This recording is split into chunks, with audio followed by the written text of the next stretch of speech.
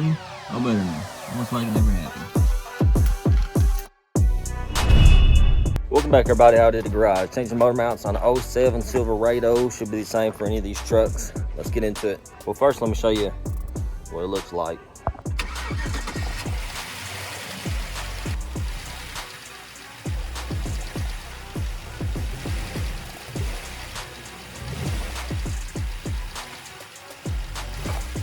Ordered these cheap Chinese-made motor mounts off Amazon. I'll put a link in the description below.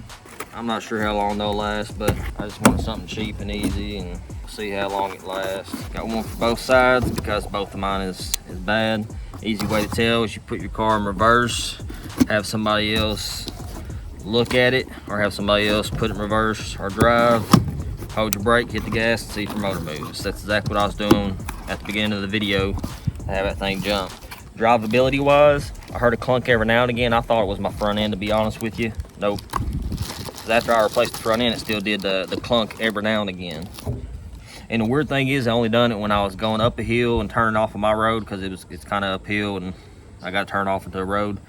Only when I had my wheels turned all the way and I started going up that hill, and I guess that's because it took a lot of torque to take off from the hill, but I thought it was the steering because it's only when I had my wheel turned going up that hill. The rest of the time I drove just fine. But if you have one of these vehicles, I would highly recommend checking it, because I believe this is a fairly common issue with the age of these vehicles nowadays. This is a wear item. They're going to go bad. So 9 times out of 10, yours is bad and you might not even know it. If yours is like a, I don't know, 15 and before, they don't look too bad. It should work. They look exactly the same. I don't think each side's any different. All right, but this is it. Got the E-shield on it. Let's put it on. On the driver's side, I've seen people finagle it out through this way somehow. I think they take the steering shaft off and then they're able to get it out from here. I went ahead and just take the exhaust off to have full room to get to everything. I'd recommend doing whatever works best for you.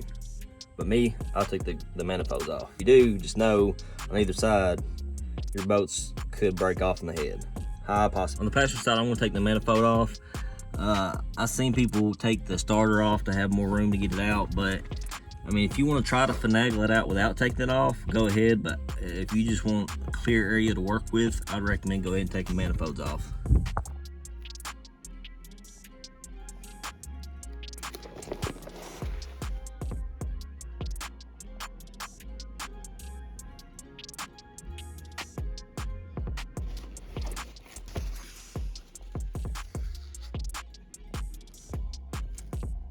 So motor mounts on the driver's sides right here, right there. What I'm gonna do is I'm gonna take off the fender well from inside here, steering wheel shaft out, remove the exhaust manifolds. So you got a 10mm bolt here, little plugs to pull out there.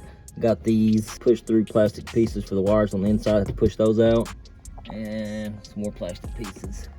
You got I'm hoping I don't have to move this, but figure out. Get your screwdriver and pop these out, and then 10mm for that. Now with everything removed, I did have to remove that one, but yours might be different. Now you have access to all that. Take off the manifold from the exhaust, just pull the wires out and she'll be able to take it off. Our plug. The exhaust flange bolts is a 15mm. It wasn't easy. Strip this bolt out a little bit. So I got the plug wires pulled off, set them up here. Went ahead and got all the manifold bolts out. I was hoping I'll be able to get the motor mount out without taking the steering shaft out, just by putting the exhaust manifold up there like that, but it's not possible. There's not enough room over here to get it in and out. This line right here, which I believe is the brake line, is all in the way.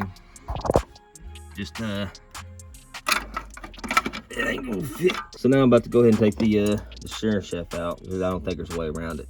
This has to come off. So I took the 2 bolts out right there, 15mm I believe. Flew that up, exhaust manifold came right out. Now I'm ready to access the motor mount bolts. So you have 3 bolts here, and then in here you'll have 4 bolts. 2 on this side, and then 2 on this side. Now before you remove the motor mount, you gotta support the motor. You got a jack and a block right there supporting the oil pan. That's probably not the best way, but that's the way I'm doing it. Once you get all the bolts out of the motor mount, which is 15mm, and you got the motor supported, just pull it right up.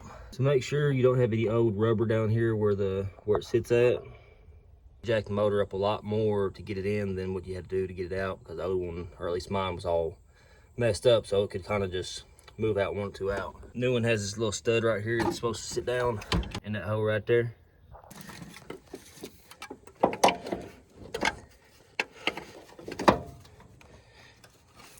Start putting bolts back in. On each corner, I bent back that little shield to gain access to the bottom bolts. Top ones I got just from the front right here. That back one right there, that was hard to get to. I had to get it from down there. Now, reverse the steps. Be a good idea to go ahead and get new exhaust manifold gaskets and make sure that surface is clean. Torque spec, I don't know. I'll get them tighter than the person that done it before me, because apparently that bolt right there is loose. Now for the other side. Passenger side, you really don't have no room up top, so I'm gonna go ahead and start taking all this stuff off. Be the same thing as the other side. This side looks a little better. It don't have all the brake lines in the way. There's still this brake line. For the most part right here is pretty open. So go ahead and get the 15 millimeter, start taking these off, spark plug wires out. WD-40 and NICs is awesome. Also, don't forget about your dipstick. You do have to remove that to pull out the exhaust manifold. There's just one bolt there, and it will come out of right there. Now, with everything out of the way, hopefully be able to pull it right out of there. Hold on 1 second. Let me see.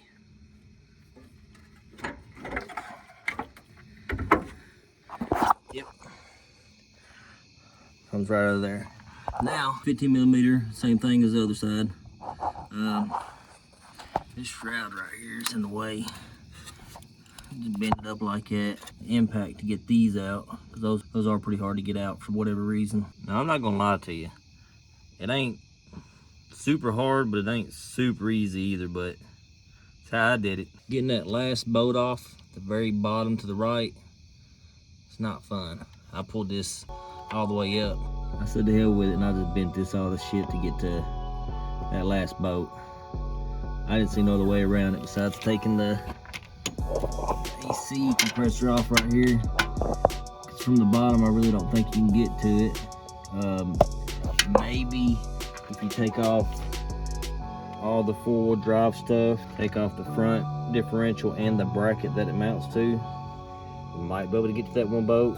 But I'm not gonna take the AC compressor off or that off to get to that. There might be easier way, I don't know. I just bent it. It'd be all right. See, all better now. Almost like it never happened. It kind of looks terrible, but I mean, hell, I'm not gonna be looking at it. That's how I did it. Please understand. I'm just a guy on YouTube. I'm not a professional. Take my advice at your own risk. Well, let's go wrap this video up. Motor mounts on an 07 Silverado or around that 4-wheel drive. See you next time.